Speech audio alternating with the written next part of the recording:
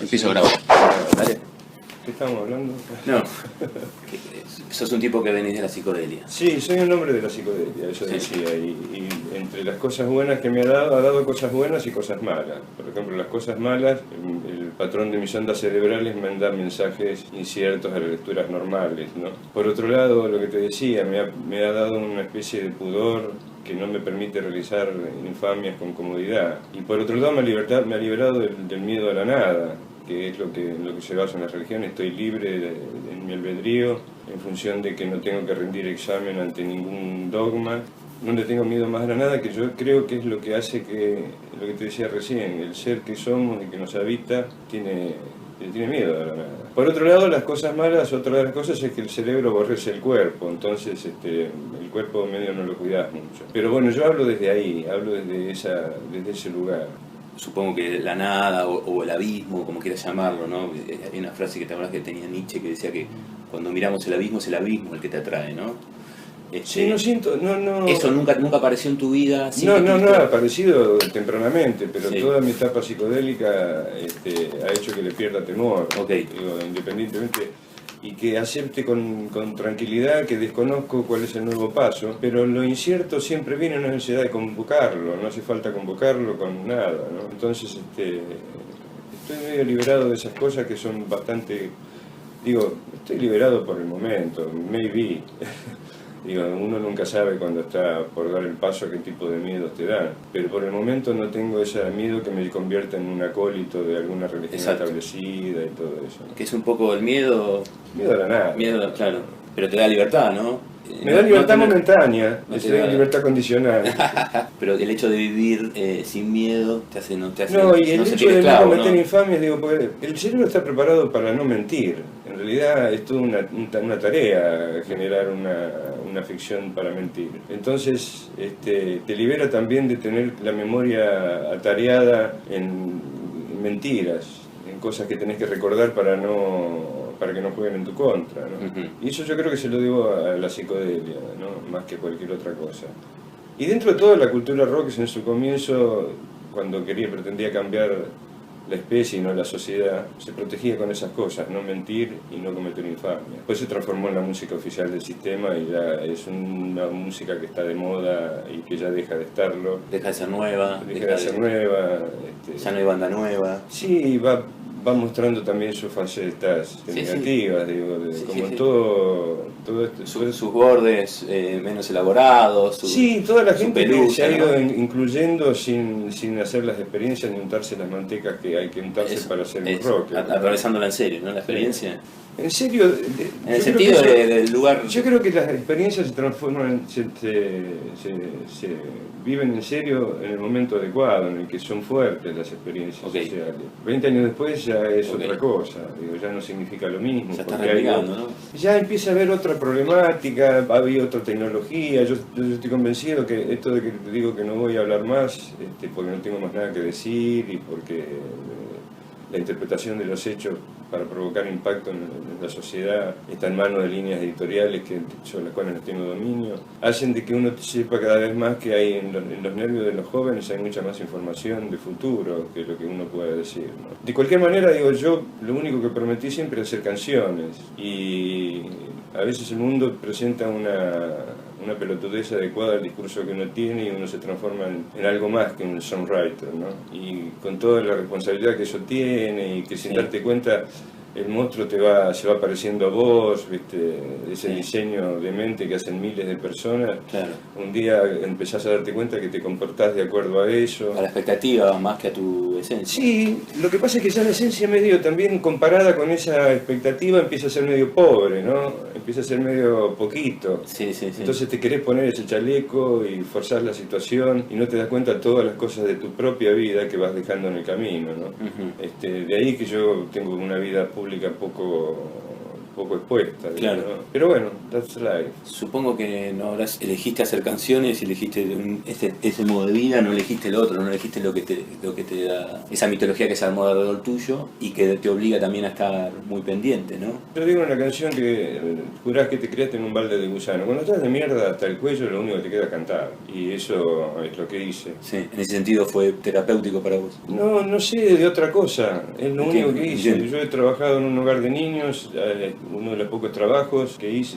digo que no sean aparte Profesionales, digo. Sí, y después toda la vida lo que hice fue cantar y componer canciones y dibujar. Y yo soy, a ver cómo explicarlo. La vez pasada me censuraban porque yo decía que no creía en un artista militante y de alguna manera el motor político que tiene el artista es el estilo. El estilo nunca es neutral. Uno lo que puede decir es cuál es el estilo de su vida y de qué manera eso influye en la obra, por llamarlo de alguna manera, las cosas que uno hace, ¿no? Así que no sé cómo explicar de qué manera fui a parar a este lado, claro. a este lado inclusive del mundo del espectáculo, del mundo de las producciones, porque claro, también claro. es una experiencia muy particular, esta de independencia total todo el tiempo, durante años. Claro.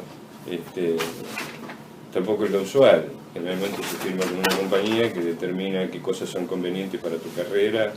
Sí. Gracias, Felipe.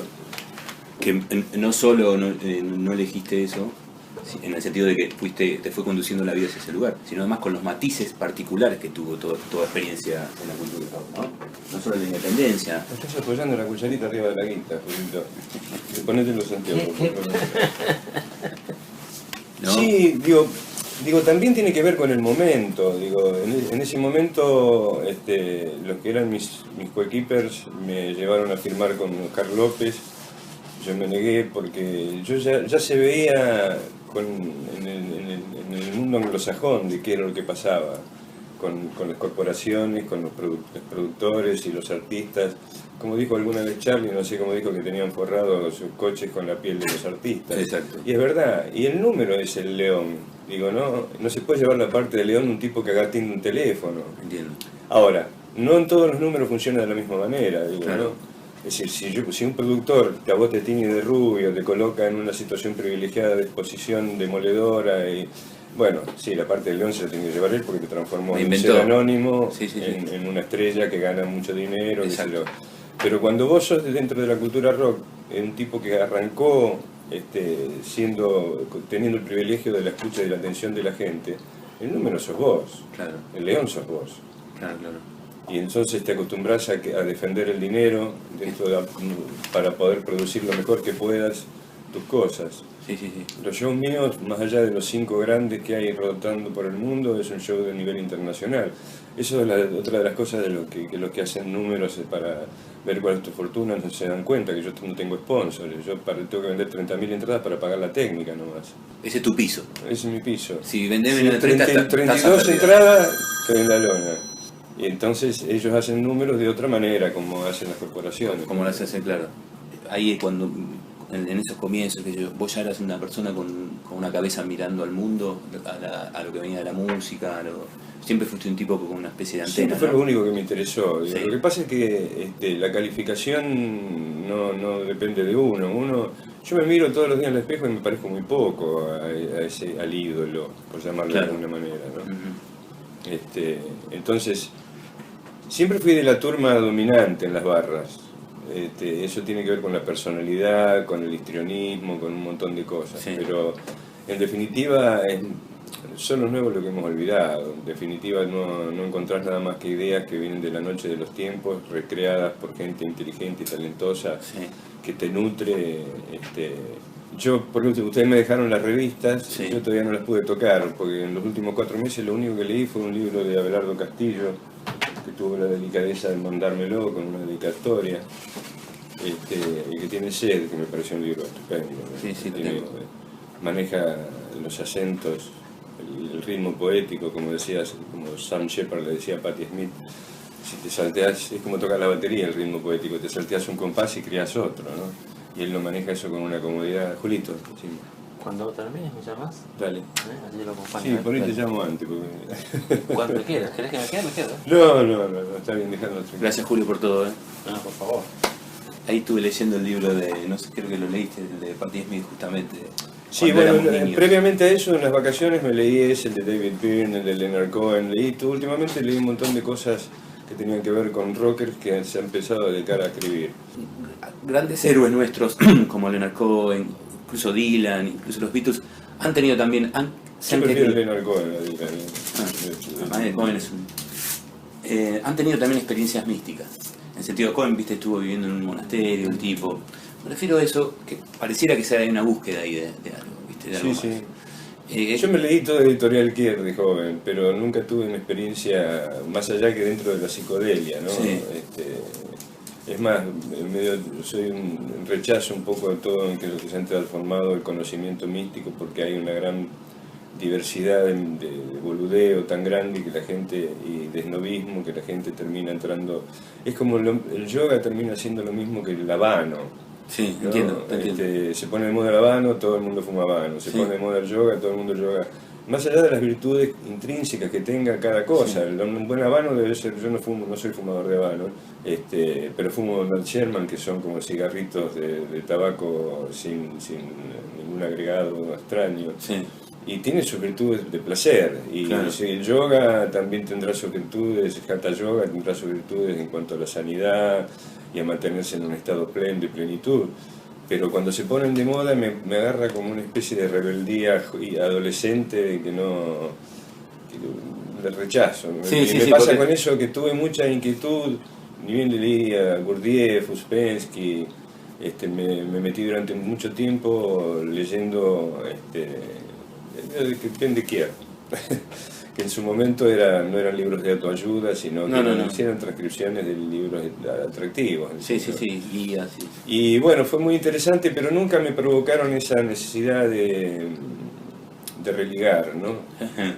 De estar en religión, de reunirme con ese conocimiento. Claro. Pero tampoco he tenido revelaciones, porque si uno tiene revelaciones inmediatamente cree. Ahí está. Digo, Exacto. yo lo que no tolero es esa cosa de que tengo que sospechar Sí. que hay una verdad, Exacto, o tengo que sostener mi fe, pero de un dogma, ¿dónde? Exacto. claro. Y encima que cuando uno conoce las razones materiales con que se mueven aquellos que te traducen Sí, sí. los dogmas, hay un desprestigio de místico muy grande. Ujú. Y ahora, ojalá, yo creo que Dios, si existe, no está muy interesado en este mundo, porque no le costaría nada hacernos una revelación.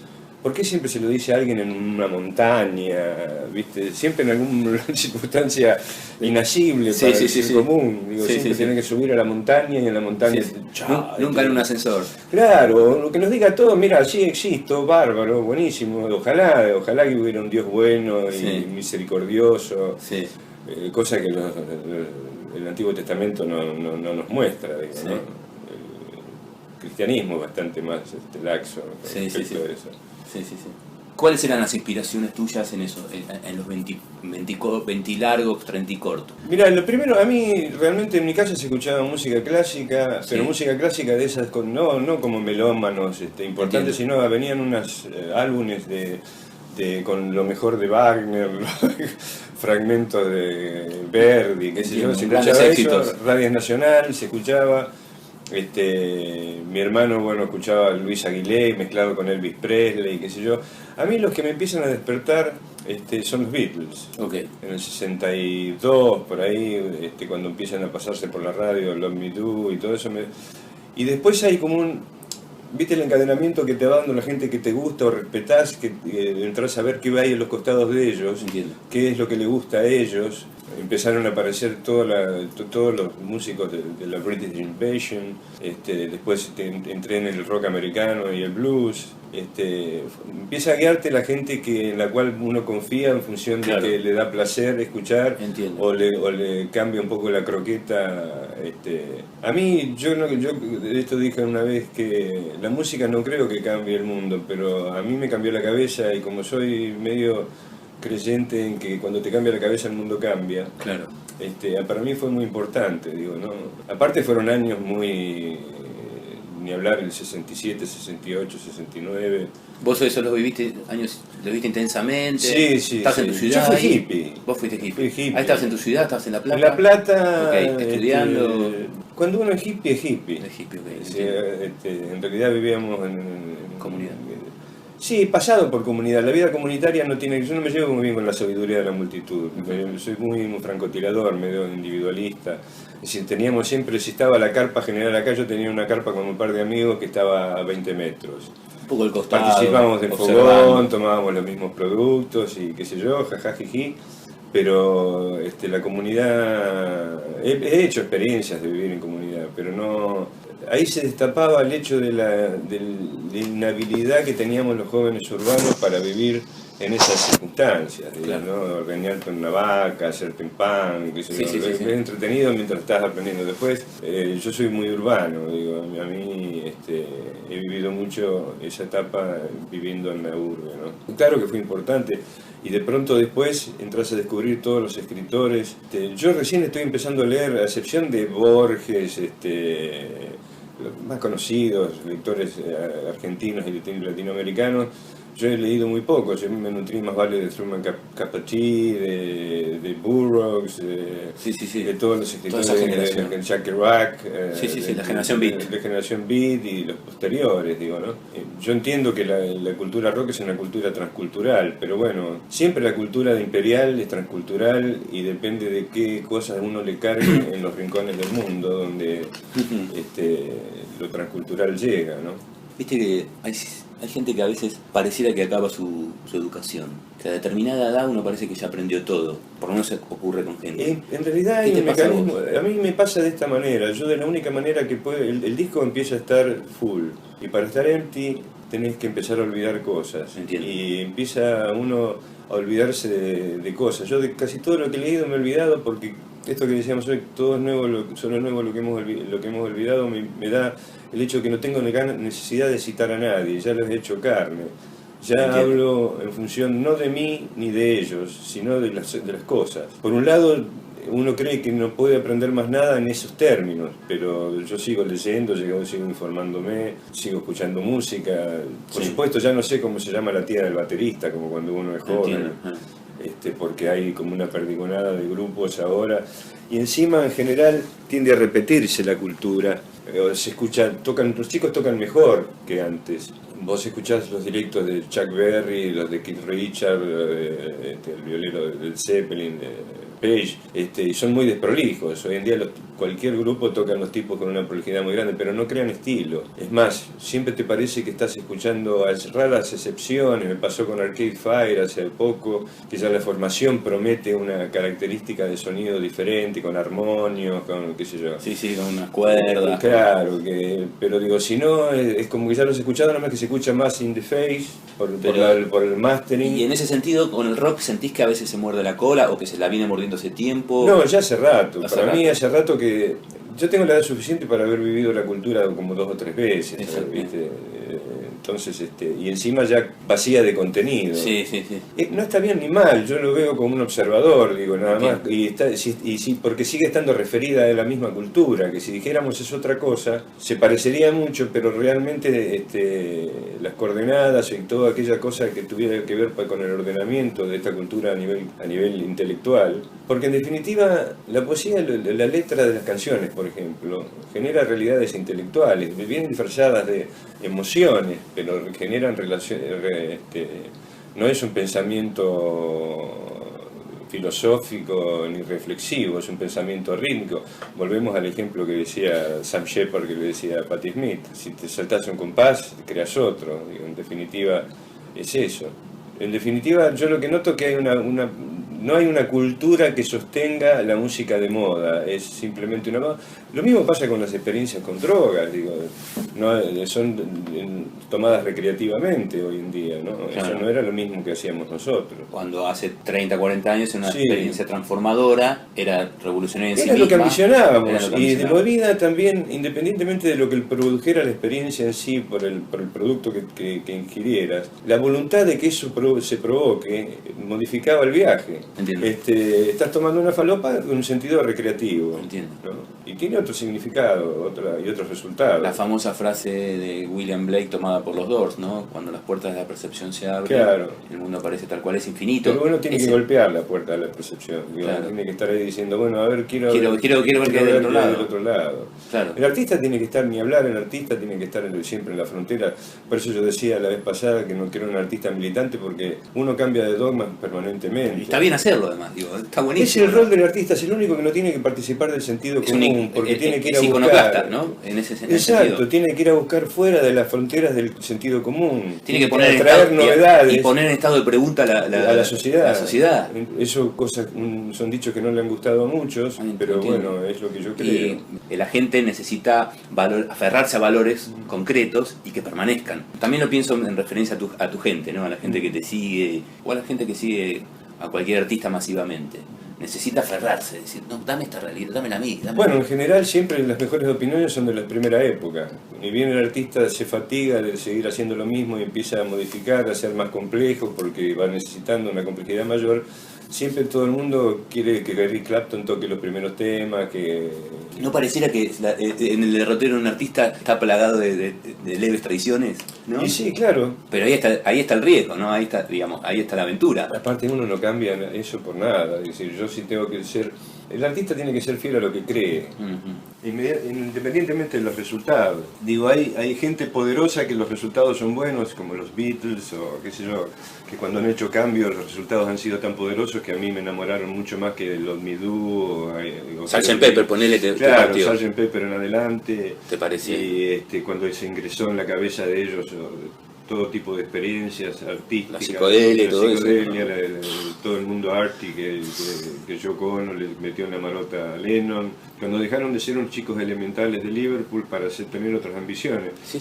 A mí eso me conmovió mucho más. Claro. Digo, lo otro me gustaba porque era fresco, las canciones de Los Redondos, las primeras, me parecen muy frescas, entiendo el atractivo que tienen. Sí. Pero digo, para mí creo que yo estoy haciendo cosas mejores, más complejas y más atractivas, con segundas lecturas, con segundas escuchas, distintos planos de lectura. ¿Y las letras también? ¿O las letras...? Sí, las primeras eran bastante elementales y... ¿Vos te reconoces ahí casi como un poeta elemental? Ponele. Yo no me reconozco como un poeta, yo soy un songwriter. Bueno, ¿no? un songwriter, pero... En realidad, lo que tengo es una facilidad para el ritmo, para el pensamiento rítmico. Eso sí, bueno, pero digamos, se respira en tus letras.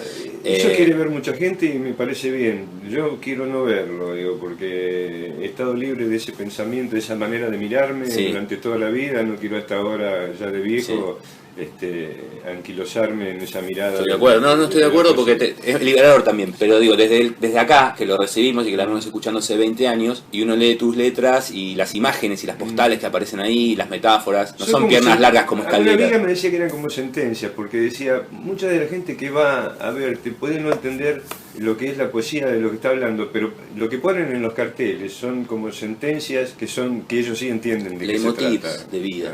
Habíamos hablado de que lo interesante para vos fue justamente los Beatles cuando hacen Sgt. Peppers y todo lo que significa incorporar el riesgo y sí, hay gente que termina trabajando del monstruo que la gente crea, digo, viste, qué sé yo, Mark Knopfler, es un embole, digo. Sí, es verdad.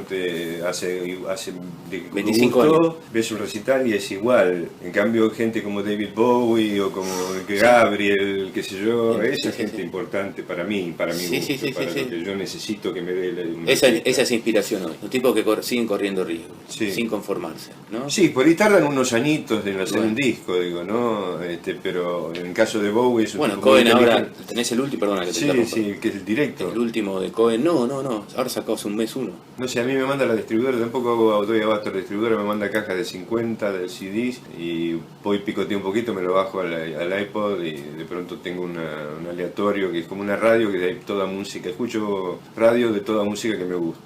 Pero lo bajo de mi propia discoteca, no la bajo de iTunes, porque tengo una muy buena CD-teca y muy numerosa. Cohen a los 70 y pico de años largos haciendo un gran disco, ¿entendés? Probablemente el mejor disco en 25 años. Le toma su tiempo, pero sigue siendo un artista sensible, con mensajes para darle a... Yo no soy muy... yo soy de los discos malos, según la prensa y la crítica y todo. Por ejemplo, a mí un disco que me encanta de Dylan es Autorretrato, que dice la crítica internacional, Sí. no la Argentina, que Uno es de el los que más peor. fustigó, sí. El peor. Y a mí me encanta ese disco. Mirá. Entonces yo no sé si es una especie de rebeldía de la época de cuando había lado A y lado B, que siempre los lados B me gustaban más. Era el que menos gancho tenía y que lo Claro. descubrías, Claro, lo claro, descubrías un poco más tarde. Pero me pasa eso, que no creo que... Creo que uno está vinculado con las cosas de otra manera. Para hacer un paralelo, hoy lo que pasa es que los chicos con la tecnología están tan vinculados con la tecnología más que con la naturaleza, que eso va a provocar cambios seguramente, porque somos producto de los vínculos permanentes que tenemos con las cosas. Sí. Entonces, esto le pasa lo mismo. Yo creo que uno se vincula de acuerdo a lo que tiene como capacidad receptora de las cosas. Y entonces, a veces no coincide, mi gusto no coincide con el de la multitud. Eso que hablamos hace un rato. Y de ahí que uno sepa que tiene que atreverse, ¿no?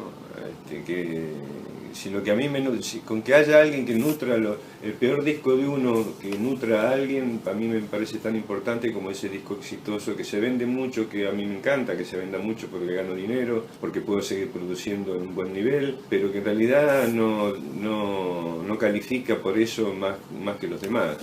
Vos sos long seller, ¿no? Digo, los discos de Los Redondos se siguen vendiendo y eso. Sí, no sé ahora cómo ha cambiado la industria y se vende de otra manera, pero igual si hay un goteo, yo creo que la gente, yo no sé si lo hace para soportar el proyecto, pero se siguen vendiendo como un goteo, pero como se sigue vendiendo. No, pero claramente lo mismo que los discos míos, Sí, aparecen sí. todos los días en casa discos para firmar que son recién comprados. Y generalmente hay una gran venta cuando sale, pero después hay un goteo porque se van o rompiendo o lo regalan y Sí. no sé cómo es el mecanismo. Y además también pasa que un disco, para ser aceptado, va macerando en el público, ¿no? También. Sobre todo los míos, porque evidentemente son más complejos, tienen muchos más contracantos y contrapuntos, hay como hay como un telón de fondo de que si Entiendo. escuchás por auriculares te das cuenta que están pasando cosas, hay texturas, se trabaja en la texturización también de los temas. Son las cosas que a uno le van interesando y que quiere hacer independientemente de que sospeche de que le va a ir peor que con cosas con guitarra, bajo y batería y una Claro. melodía atractiva, ¿no?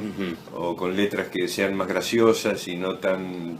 más pretenciosas. Más pretenciosa, más ambiciosa. Sí, más ambiciosa. Uno es así, digo, uno se va aburriendo de las cosas elementales que hace y quiere jugar en una liga mayor. Seguro. Y, Me imagino que no es lo mismo el Solari del 85 que el del No, 2012. claro, ¿no? Y, no. uno va, el umbral también de su satisfacción estética Sí, va subiendo, va subiendo. porque eso es crecer, ¿no? Digo, y el otro día me pasó algo muy curioso, que voy al Carrefour y la chica de unos 22 años y tenía la típica medallita de Patricio Rey, esa negra, y le digo, ¿los viste en vivo alguna vez? Y me dice, no. Y dice, ¿cuándo se tenés? 22, me dice. Ajá.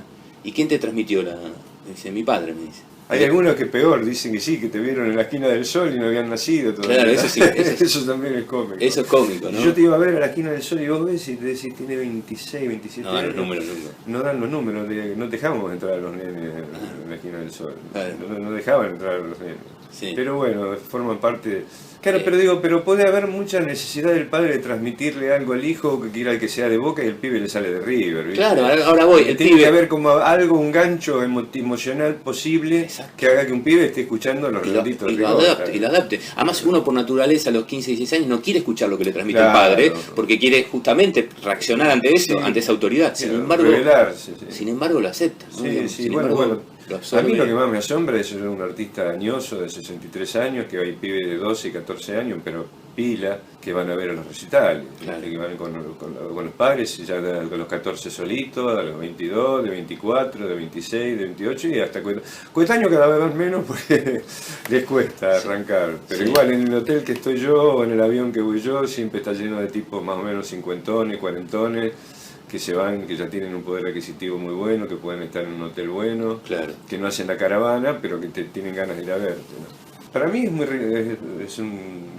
confort emotivo muy grande. A eso me refiero, ¿no? Y por otro lado también para la producción, el hecho de poder seguir produciendo en un nivel importante necesitas que, yo como no trabajo con sponsors, necesito que la gente compre el disco. Si hay alguien que se gana la guita genuinamente, y eso tiene que ver también con el poder de internet, que yo me reía la vez pasada después de lo que sacó Forbes, es decir, en los foros y en los blogs, y esa jauría maoísta que hay hoy en día, lo que decían ya era que yo me lo merecía, pero ya nadie desconfiaba que yo tenía esa fortuna, ¿no? Cómo se instala algo y es preferible creer. Es decir, lo más que decían es nunca decir no tiene esa fortuna. Podían justificarla, pero claro, no... sí, la justificaban diciendo que me lo merezco, porque de pronto yo no vivo de la rutina de nadie, sino que hago canciones que le gustan a la gente y las compra, me las compra a mí. O sea que ni siquiera hay una promoción demoledora ni una circulación dirigida que haga que me haya transformado en un éxito. O sea, Sí. pero nadie dudaba de la fortuna. Y eso a vos porque te rompió las pelotas. ¿Sí? A mí me rompió las pelotas por el simple hecho, primero porque no es verdad, porque yo no creo que crean, bueno, yo no sé por ahí el que escribe, por ahí qué tipo de fortuna tiene, pero hacer 13 millones de dólares no es muy fácil, no es tan fácil. Digo, pero no para mí que no tengo sponsor, sino para el que tiene sponsor, porque el sponsor es el que banca, y la productora es el que banca. Los músicos nunca ganan muy bien. Yo hacer En la Argentina, ¿no? En Argentina. Sí, claro, digo, estamos hablando de estos músicos itinerantes que igual yo no podría hacerlo. Yo, estas giras que hacen los Stones al casi los 70 años, de meses, yo no sé cómo mierda hacen. Puedo hacer 2 días. Water, que es más grande que vos. Bueno, pero suponte, Water es una música melonera. Es un teatro, es una obra de teatro casi. Claro. Hay mucha secuencia, el tipo está paradito. Está parado, parece que hace playback, digo. Claro, por eso. Es más fácil, la verdad. Es como un show. Es acá, es Broadway. Pero los Stones para mí es admirable. Esos tipos que salgan meses de gira internacional en hoteles y todo el rollo. De 40 años de gira, ¿no? Sí, aparte tienen 70, ¿no? ¿No tienen más o menos 70? Tienen 70 pirulos. No, me jodió primero porque no era verdad, y segundo porque esa divulgación, a mí el mundo de la jauría de internet no es una... Creo que es una herramienta estupenda que se está usando a la Bartola realmente, ¿no? Porque no solo por lo que puede pasarme a mí cuando leo los alertas míos, sino que leo los de Andrés y los amigos que le pasan artistas o lo que carajo fuera. Cuando estás en el ojo de la tormenta, yo creo que la sanción básica que tiene un artista es que no lo escuches, que no compres el disco y que no vayas a ver su show. No termino de saber por qué lo atacan, por qué te atacan, por qué dicen cualquier disparate. No estoy hablando de lo de Forbes, estoy diciendo la jauría de los blogs y foros. Yo soy un privilegiado en eso, te digo que a veces me engancho yo, dice el indio es un forro, y voy y me parece que es un gancho de la página, porque después hay 70 tipos que lo putean y le dicen de todo. Sí. Y yo soy un privilegiado, pero sé de muchos casos donde se atacan los músicos, en el caso de los músicos estoy hablando, y también pasa con cualquiera que tiene una personalidad pública. Hay como una jauría despreocupada, hay un razonamiento de colmena que hay en internet que no me termina de gustar. Y sí me gusta la tecnología, me parece fascinante la tecnología. Me parece también peligroso, ¿no? Es decir, ya hemos visto el caso de Finlandia, que fue una hackeada y que tuvo blackout durante... Sí. Creo que depositar en ese tipo de tecnología todos los servicios básicos de grandes ciudades como esta es muy peligroso. Sí. Porque, bueno, siempre sabemos que un hacker nomás, ni siquiera estamos hablando de una potencia extranjera que te tenga bronca. No, un pibito... Un hacker que puede hacer que hasta tu computadora esté enviando mensajes para saturar las centrales, entonces, o la red de Shelon, que alguien siempre está... A mí siempre no me gusta esto que decir, hablas con un amigo, voy a ir a Costa Rica, vamos a Costa Rica, y el otro día te aparece en el margen derecho de Google, ¿viste? Todo, hotel Costa Rica, 5 estrellas Costa Rica. Hay un gran hermano que te está mirando, sí, macho. Hay algo, aunque sea decodificado, como el Shelon, pero el Shelon no es que mide la palabra bomba nomás, mide montones, tienen supercomputadoras que miden todo, entonces esa maravilla de clandestinidad que suponíamos que tenía Internet es otro blef también, ¿no? Es otro gran hermano cada vez más potente, ¿no? Sí. Indio, ¿y a Nueva York hace cuánto que venís? Desde el 89 creo. No, la verdad que mi memoria no es...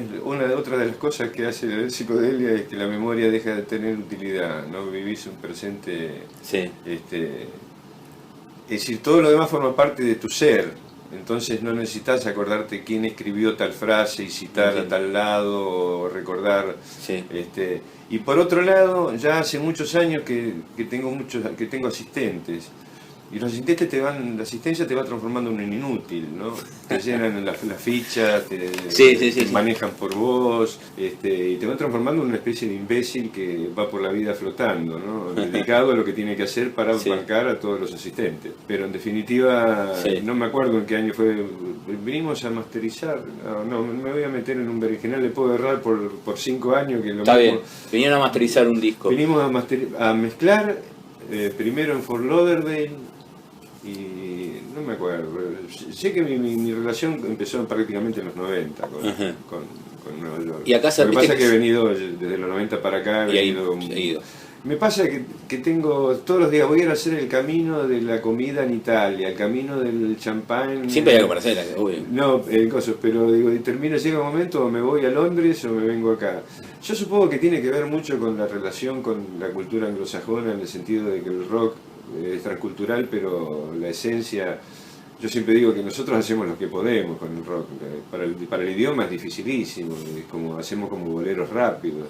Yo trato de trabajar lo más posible para que no hacer patito, pero escucho muchas veces bandas que son boleros rápidos. Aparte el poderío de Hollywood, el poderío de Broadway, el poderío de Las Vegas, el poderío que tienen todos estos lugares de que uno siempre vio alguna película, siempre está...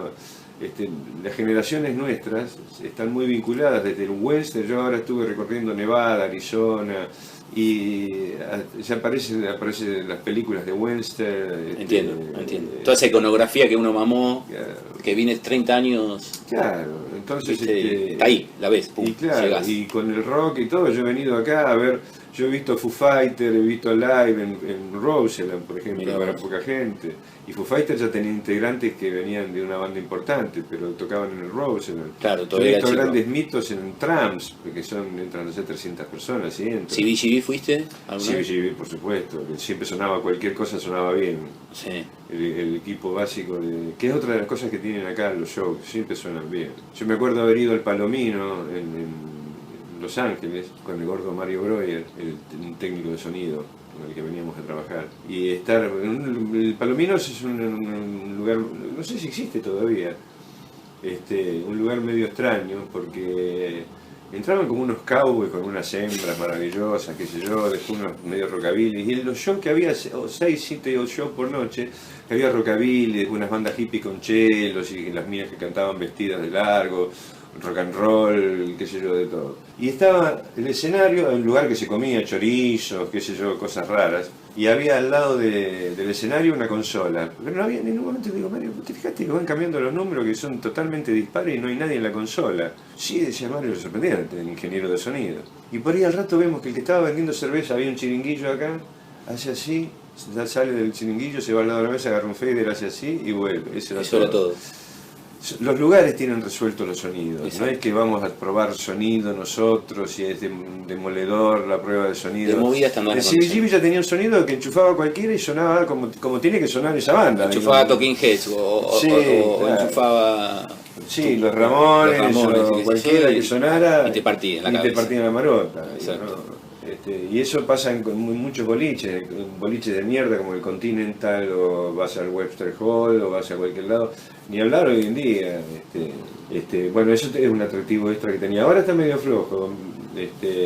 Bueno, ayer yo estaba tan hecho mierda, tocaba Spiritualize, después fui a ver el otro día al club de mi King a George Clinton, pero sí, no estuvo. No, estuvo mal. Arrancó bárbaro con los primeros 2 temas y después salían de a uno para una pieza, que en esa pieza les deben haber dado alguna porquería, porque de pronto el guitarrista se ponía a mandar un mensaje de texto arriba del escenario. Cualquier cosa. Un solo como de 45 minutos en embole total. Cualquier cosa. Maravilla. Así que no hay mucha cosa ahora. Bueno, los Beach Boys estamos invitados a verlos. Ah, ¿sí?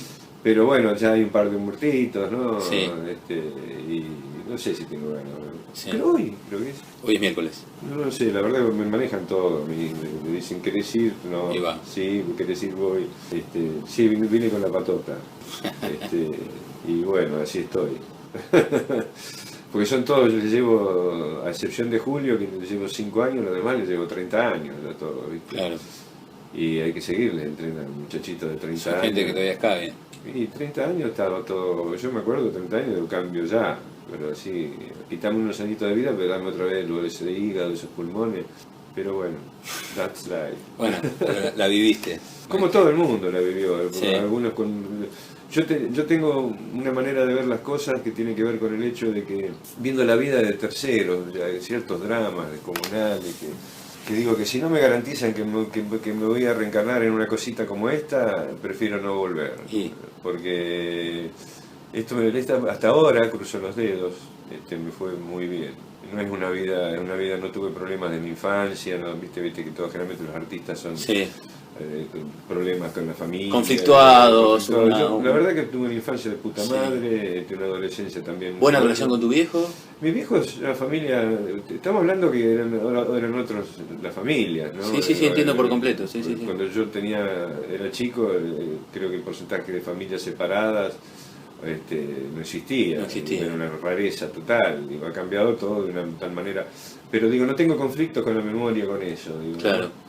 ¿Te llevabas bien con la ellos? adolescencia- ¿Tenías buenas Sí, de primera? sí, entre ellos se murieron amando. Mirá vos. Tuve una adolescencia también muy buena, sobre todo libre de estructuras.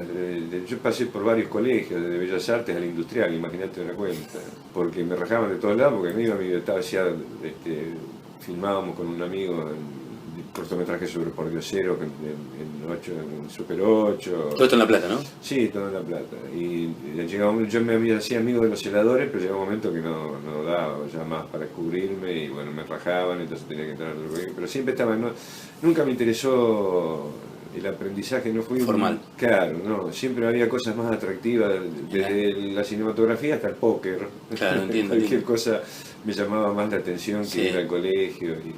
Pero igual aún tuve así compañeros con los cuales me llevé muy bien, Sí. mientras duraba. Es interesante lo del cine, ¿no?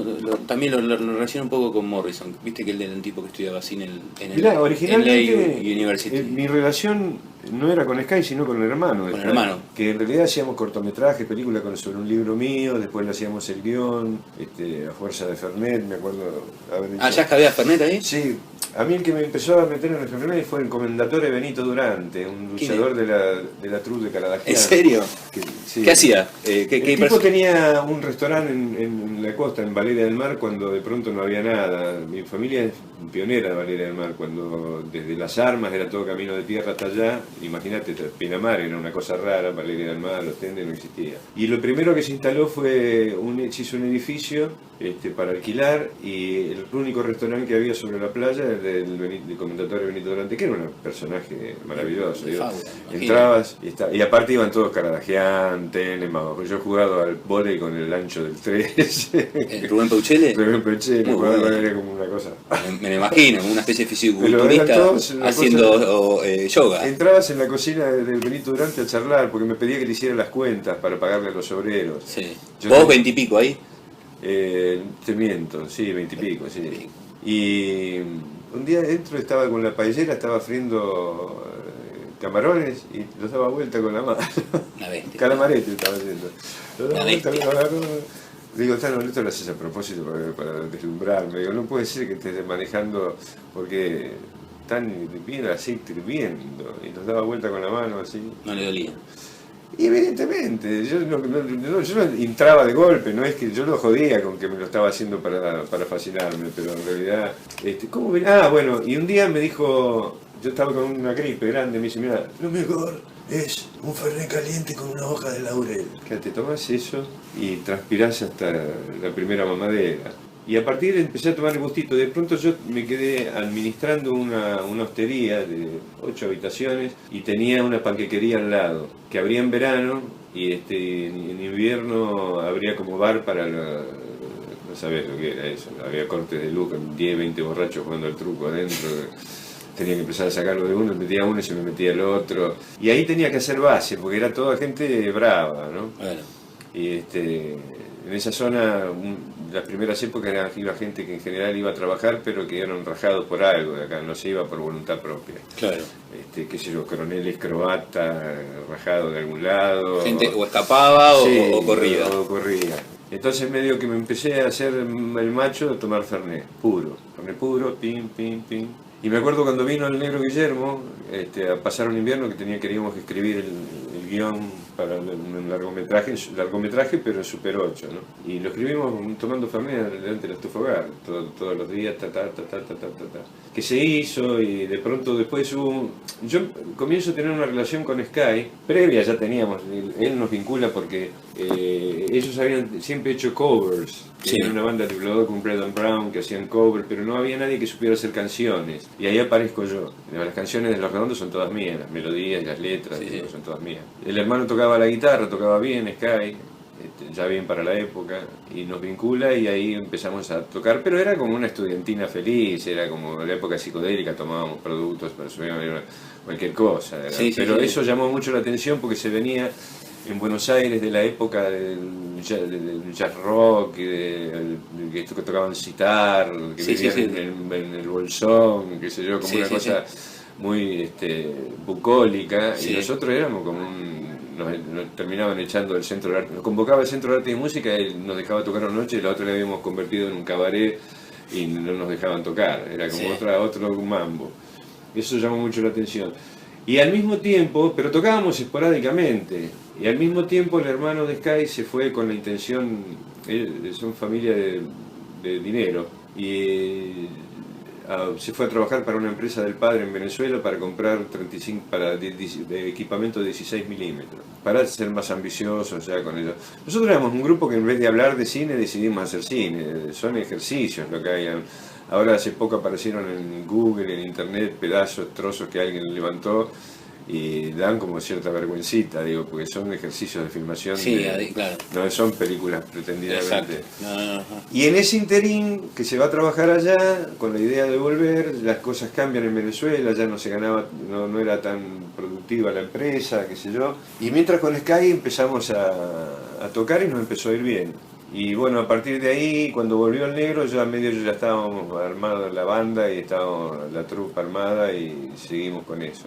Pero un poco el origen de todo, de mi relación con los Bellinson, es más que nada con el asunto de la escritura común de guiones, o Claro. el libro original mío y el guión hecho a medias con él, con un chileno que se llamaba Elio López Torres, que era director de cine, que fue el que nos empezó a enseñar los rudimentos del Claro. cine, ¿no? ¿Te siguió interesando después el cine como...? Sí, extraño mucho la época. Uno termina siendo yo no soy nostalgioso, pero digo, me es imposible no comparar el cine entre lo que hablamos hoy, que la experiencia de drogas, lo mismo que con el cine. El cine hoy en día es una industria de entretenimiento. Yo extraño el cine de director, de Herzog, Fassbinder, Seguro. Kurosawa, Tarkovsky. Para mí provocaban otra cosa, digo, Sí, ¿no? sí. A mí me entretenían, pero me entretenían en otro nivel, digo, ¿no? Hoy en día la artesanía o las trucas son maravillosas, te hacen vivir como entretenimiento, vivir circunstancias, ficciones, con un grado de realidad muy grande, pero digo, es un cine del entretenimiento. Sobre todo porque nos llega poco. Ahora estoy viendo algún cine argentino interesante en el canal Inca, que a veces se filtra alguna película también, pero digo, no hay más cine. El cine americano, la industria del cine americano se ha comido al cine francés, al cine inglés, al cine alemán, Sí, se lo que producían cosas Sí. importantes. Digo, Sí, ¿no? sí. El cine inglés, dentro de un esquema más tradicionalista, pero cuando vos veías una película de misterio inglesa, estaba buena. Y ahora ya sabes medio las jeites, las trucas, ya sabes medio con la mitad, si te levantás ya sabes cómo mierda va a terminar. Sí. Lo que hacen muy bien es la realización de las trucas que han progresado muchísimo, pero Sí. extraño el cine de director. Para mí Herzog, que es Fassbinder, el nuevo cine alemán. Los alemanes, no, pero mismo Fellini. Fellini. Neorrealismo italiano, todo eso también, ¿no? Todo el cine que se veía en los 70. Claro. Sí, había un humus ahí, ¿viste? Había una cosa total, provocaba otras cosas. Provocaba otras cosas. Provocaba otras cosas. Te ponían yo extraño eso. Digo, lugares ¿no? de... Supongo que todavía lo debe haber, pero bueno, a mí me está costando ir a los festivales de cine en Argentina y todo. La popularidad tiene eso, ¿no? En mi caso yo no me llevo bien con la popularidad. Hay artistas que se llevan bien, yo no me llevo bien. A mí me encantaría que la gente comprara mi disco, fuera a verme y de pronto después se olvidara de mí hasta el próximo recital, que pudiera ir a un restaurante, que pudiera ir a... qué sé yo, a un festival de cine. Sí, pero en tu caso más no es solo popularidad, es una suerte de fanatismo casi religioso. Inquietante, exacto. Sí, porque llegan mensajes y cartas. Exacto, tiene una intensidad, vibra algo muy distinto. Sí, igual yo digo, yo soy un agradecido porque me permite eso hacer lo que quiero, como quiero y cuando quiero. Es otra cosa, claro. El que está fichado con una corporación sabe que firma el contrato, esa es la mosca que recibí. Listo. Y el último disco si podés hacer un directo para zafar y conseguir un nuevo contrato y mientras tanto te dan las horas que te dan para grabar. Digo. Sí. Pero ha transformado mi vida de una manera, sobre todo desde que tengo un pibe, ¿viste? Como te gustaría ir a lugares a llevarlo, que lo tiene que llevar la mamá, o si no tenés que llevarlo al cine a las 11 de la mañana, y aún así las pibas te vienen y te regalan pochoclo, y nunca estás, siempre hay alguien vigilándote, y eso es jodido. Yo me acuerdo siempre cuento la anécdota, la primera vez, Bruno nunca le dijimos nada, es más, nunca le insistimos nada conmigo. ¿Bruno ya tiene 12? 11, pero cuando tenía 5 años creo que fue, un día, esta es una anécdota que ya he contado por ahí, fíjate si sirve para algo, pero es por lo que veníamos hablando. Un día de elecciones, yo le digo que iba a haber, los shopping iban a estar abiertos. Le digo, Virginia, aprovechemos que hoy, después de las elecciones, la gente va a comer los ravioles a la casa, qué sé yo, que no van de shopping. Vamos al mediodía a comer una hamburguesa de McDonald's, pero una cosa que los nenes quieren comer con el papá y no solo con la mamá parece una viudita. Entonces, sí, vamos, qué sé yo. Y dicho y hecho, no había prácticamente nadie, pero empezaron a salir todas las boutiqueras, los muchachos de seguridad, los pibes que limpian, todo, a sacarse fotos. Y por primera vez Bruno, en un momento me mira y me dice, papá, ¿por qué todos te piden cosas a vos? Porque el tipo no tenía ni idea de lo que era un autógrafo ni un carajo. Pero llamaba la atención que salía la gente y me pedía sacarse una foto, me pedía un autógrafo. Y dice, papá, ¿por qué todos te piden cosas a vos? Porque él ve que a otros padres no le piden cosas por la calle, que no viene cualquiera. Y eso comenzó, me acuerdo la primera vez que pasó, que fue en la calle, yo iba a comprar discos al agujerito. Y siempre me paraban, empezábamos recién a tener un poco de popularidad, qué sé yo. Siempre te paraba alguien, qué sé yo, pero era relajado y podía... era manejable. Hasta que eso fue progresando, hasta que un día se armó un quilombo grosso que le tiraron el puesto, vendían, me acuerdo, unos cassettes con discursos de Perón y de Evita y se lo tiraron a la mierda. Y entre la gente había una señora que le preguntaba a otro quién era yo, que estaba con el papelito, y le preguntaban a otro ¿quién es? Digo, no, esto es un disparate, no es para mí. Digo, así que pobre el agujerito, porque gastaban mis buenos billetes ahí, era disco importado, dejé de ir al agujerito a comprar discos. No, es una cosa, yo no me manejo bien con eso, me da como un pudor. Encima digo, también, como decís vos, a mí me ha tocado ir al Garraham a ver a un pibe por un pedido y estar la mamá y el papá con una foto mía en el pasillo, ¿viste? Y la viene la mamá y me dice, yo no creo mucho en vos. Que por un lado te está diciendo que no cree en vos, pero está con vos con la estampita y te necesita decirte que no cree mucho en vos, que no cree de qué estamos hablando. ¿De qué estamos hablando? Entro al box donde estaba el pibe todo canalizado y tenía en una pantalla de televisión que le habían puesto una foto mía pegada con cinta scotch. Salí a hablar con el médico, le digo, loco, digo, esto está bien, ¿qué estamos haciendo? Digo, me dice, la semana, esto estaba hablando ya hace varios años. Dice, hace un tiempito vino un pibe de Grado Boca, y vino Navarro Montoya, Mascalister, qué sé yo, y le agarró un shock al pibe y tuvimos que atenderlo. Entonces, a partir de ahí, bueno, tengo episodios que cada tanto, viste, llamo por teléfono a alguien que me pide, la mujer, porque el pibe se estaba muriendo de cáncer o por algún problema, pero trato en lo posible de no involucrarme mucho con eso porque no sabes qué estás haciendo, ¿viste? Porque su resonancia... es raro, digo, porque... puede ser demasiado impredecible. Demasiado impredecible. Hay gente que te agradece eternamente, estamos los energías... padres de Mavi Rock, ¿viste? La revista Mavi, bueno, son todos los años los regalos que nos hacen, ya les hemos dicho que por favor no... Le regalan a Bruno y a nosotros cosas carísimas y todo durante años. Y simplemente le fui a ver un par de veces. Indio, ¿me dejás ir al baño? Estoy mirando. Dale. ¿Sí? Para que dejo ahí.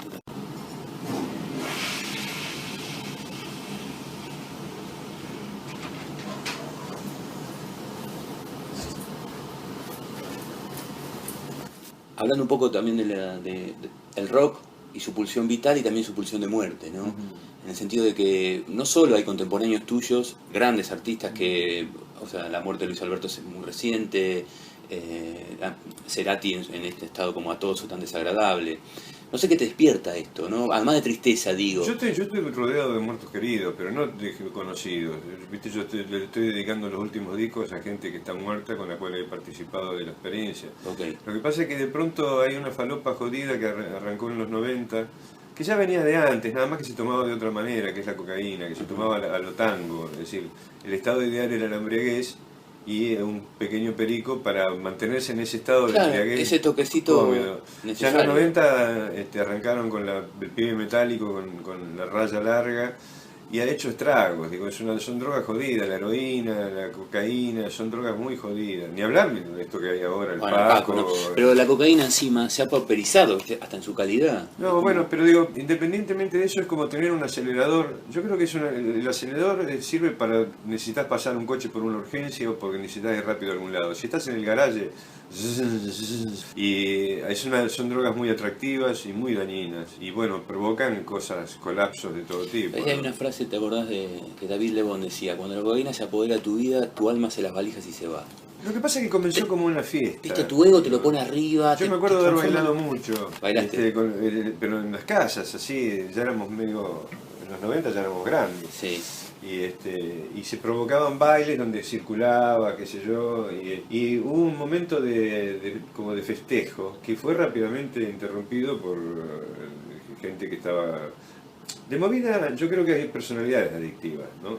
Hay gente que puede tomar cosas recreativamente el fin de semana y el lunes se pone el traje y se va a laburar.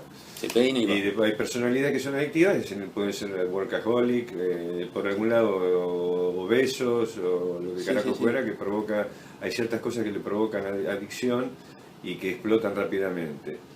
Y lo que pasa es que cuando vos tenés una persona, vos te das cuenta que tenés una persona adictiva cuando ya estás finucho, ¿viste? Claro. Y yo he visto así a mi alrededor mucha gente que ha tenido una experiencia mala con respecto a esos intentos, ¿no? Sí, sí, sí. De suicidios o que el cerebro quema, Sí. quema el cerebro, los transmisores dopamínicos. Sí. Yo creo que no se puede meter en la misma bolsa todas las drogas. Lo mismo pasa con esto, que yo estoy a favor de la despenalización de las drogas blandas. De movida porque la mafia tendría que ver de qué manera moverse para ganar dinero. Sí, que si cada uno tiene un par de plantitas en la casa para fumarse su porrito, se acaba el mercado. Entonces yo creo que se retarda por eso, porque debe haber intereses pero no de las drogas duras. Las drogas duras, la heroína, el caballo, ya te da adicciones químicas directamente. Claro. Pero han puesto todas las drogas, menos el alcohol y los cigarrillos, Sí. y la farmacopea, la han puesto todo en la misma bolsa. Y me parece que no está bien eso, que ahí sí que discriminar. No es verdad que una droga te lleva a la otra, tampoco creo eso. Te lleva a la otra si el mercado está manejado en manos de la mafia, que el mismo dealer viene y te vincula con las cosas. Claro. Así que...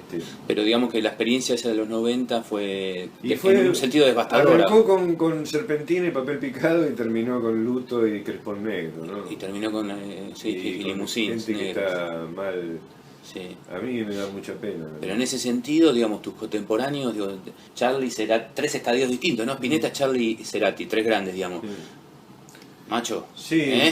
Bueno, no es una vida fácil la del rocker, digo, ¿no? ¿Por qué? A ver, de movida ¿Qué pasa con yo creo como en el medievo que los malos humores son gente aventurera y de pronto cuando te aventurás demasiado podés cortar amarras con aquello que te vincula. Aquello a lo que debes estar vinculado, ya sea el público o lo que carajo fuere. Y hay muchos sinsabores también, digo, ¿no? Mucha gente de pronto se empieza a sentir en algún momento de la carrera, cuando ya sos grande, por llamarle carrera esto, que no sé qué es, la trayectoria, no sé cómo llamarlo. Sentís que te han robado toda la vida. No es mi caso, yo por eso decidí ser independiente.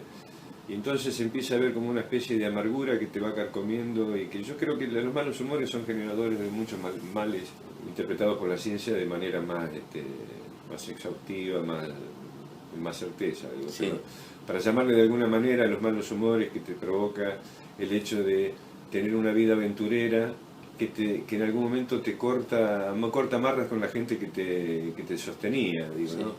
Fíjate que son artistas, en los tres casos creo que han sido mucho más exitosos antes que en su momento. Soda Stereo, Cerati vendía mucho menos que Soda Stereo. García, Vendió cuando los digo 80. vendía no estamos hablando de cifras, estamos hablando de resonancia, De no estoy resonancia, hablando sí, de sí. dinero. Sí, de su importancia. Spinetta es un prócer que todo el mundo se dio cuenta que era un prócer importante, menos yo, que casi gracias a Dios toqué mucho tiempo antes de saber, toqué un tema de él como homenaje y otro de Manal. La última vez. La última vez, pero que fue, yo ni sabía que estaba él enfermo, ¿no? No lo hice por eso, lo hice como por respeto a su trayectoria. Y en el caso de Manal, para que los chicos escucharan blues que no van a volver a escuchar. Digo, más que nada el hecho del abandono de la gente cuando pasa esto, que también que son más aventureros que su público. Y entonces eso también genera dolores. Yo supongo que esas cosas influyen mucho en la armonía física, espiritual y física. ¿Entendés ahí el suicidio de algunos tipos también? De Cobain, ponele. Es difícil, es un paso, yo creo que independientemente de que yo no sé si quiero una resurrección, yo creo que hay una gloria en esta, yo la vida no la cambio por nada, digo, ¿no? Prefiero estar vivo abajo un puente, pero sí entiendo, porque todo el mundo tiene crisis momentáneas, y si encima en el medio de la crisis vos estás jugando con fuego, estás tomando productos bravos, es probable que en un momento decidas. Es una conjunción, no es el producto que te va a llevar a tirarte por el balcón. Sin duda que no. Es el hecho que evidentemente estás en una circunstancia de vida que has llegado, que es muy conflictiva, que es muy dura, ¿no? Que excede el marco de lo que vos podés resolver. Exacto. Y si encima estás alimentando con eso, con el pibe metálico, claro. De ahí a pegarse un balazo en la cabeza, sí. un escopetazo en la cabeza, es entendible. Digo. Sí. Quizá es entendible más para aquellos que están metidos en el ajo, ¿no? Tiene un montón de virtudes y de cosas gratas, pero tiene también... y habla alguien que sigue teniendo éxito, digo, ¿no? Que sigue vinculado con multitudes, que pareciera ser, o al menos le ayuda a uno a creer de que está siendo sustentado, su mirada todavía está siendo sustentada por mucha gente. Pero no es sopa para un artista, para cualquier artista, de cualquier género, tener un momento top y después no tener lo mismo, ¿no? Después además viene la incertidumbre. Sí, hay gente que lo maneja bien y que claro. se acepta las circunstancias, claro. que tiene como una lógica. Yo no termino de entender lo que me pasa a mí, a ver si se entiende. Sí. Tiene como una lógica que hay un momento de plenitud, Las cosas no pueden durar para siempre, no. Y menos el éxito o la resonancia, como quieras llamarle. Lo que me pasa a mí es rarísimo, un tipo de 63 años que llene, bueno, es rarísimo, por lo menos no es tan frecuente, hay números internacionales, pero digo, también hay una promoción demoledora, hay millones de dólares en promoción, Sí. Esto es misterioso lo que me pasa a mí en Argentina. Sí. Digo, pero lo lógico y aceptable es que el artista tenga un momento cumbre de su trayectoria y después decaiga. Hay algunos que lo aceptan y hay otros que no les gusta, que habían depositado mucho en eso, ¿no? Claro, ahí tercia el ego también, ¿no? Cierta humildad y cierto agradecimiento para ver. O una comprensión de cómo son las cosas. Ahí está, de cómo, ahí está. Ahí está. Hoy estoy acá y, digamos... Mirar a los demás un poco, como Exacto. decís vos, no estar mirando su propio ombligo y mirar lo que le pasó a otro y decir, bueno, si le pasó internacionalmente a gente, números muy importantes. Sí, Dylan tuvo una década del 70 desastrosa, del 80 desastrosa. Claro, y es Dylan. Hay discos malos, discos buenos, pero insisto, no, me parece que hay como cosas que son extra más allá de esto que estamos hablando, ¿no? Que tiene que ver con la personalidad artística. Digo, somos la piel sensible de la sociedad, entonces la sensibilidad que tiene un artista no es la que tiene el carnicero o que tiene un abogado. Digo, se dedica a eso, a tener la piel sensible, se dedica a resonar inmediatamente con los dolores, no tiene que estar pendiente de los dolores más profundos, aún viéndolo por televisión. Entonces te va cargando de humores destructivos, digo, todo eso. Entiendo perfectamente. Sí, incluso esa capacidad para captar aquello que va a pasar en 15 días. ¿no? Y reelaborarlo, es como comerlo y cagarlo, ¿no? Como comer comidas duras, comidas pesadas, sí. Y que te salga maravillas por el orto, y en realidad no, el equipo transformador sos vos. Exacto, y vos estás haciéndolo porque te sale, no porque sea una... Porque no sabés hacer otra cosa, porque tenías un espíritu que se encontró un lugar que era donde se sentía cómodo, Sí, sí, era sí. lo mejor, lo que más le gustaba hacer, pero que trae de todo. Es Ah. como una red que atrapa de todo, ¿no? Sí. Grandes alegrías y grandes dolores, decepciones, traiciones, Sí. de todo un poco viene. Sí. En ese sentido, ¿qué lugares ha ocupado y ocupa el amor para vos? ¿Ha sido también una fuente de inspiración? Sí, ¿Qué por lugar supuesto. ocupa Bruno a partir de la No, bueno, aparición de Bruno él? ha cambiado toda mi vida ya de Tu grande. cosmovisión. Yo tuve la delicadeza, hay momentos que uno se queja de tener un hijo grande, pero yo tuve la delicadeza de no tenerlo durante la época de la bohemia, porque no da, en la época de la bohemia uno está preocupado por su propia vida, ¿no? Entonces, ni hablar la juventud, cuando uno tiene 22 años, tu vida está en plenitud, ¿viste? No podés entregarte. En cambio, teniéndolo a una edad madura, vos ya te dedicás, sos vos mismo proyectado al futuro, ¿no? Exacto. Como que vos Es una hay nueva algo versión, finalizado una tuyo. nueva versión mía, pero eso hasta genéticamente, ¿no? Te ves en él, ¿no? ¿Te ves en él? Sí, sí, sí. ¿Te reconoces, Independientemente de que somos muy parecidos. Independientemente de eso, digo, pero hay como una resonancia ahí, ¿no? Sí, más que nada es un nuevo modelo, digo, que es Interesante, así. ¿no? Yo creo que es una proyección, es la manera donde sí somos inmortales. Y es fuerte eso, ¿no? Y sí, claro.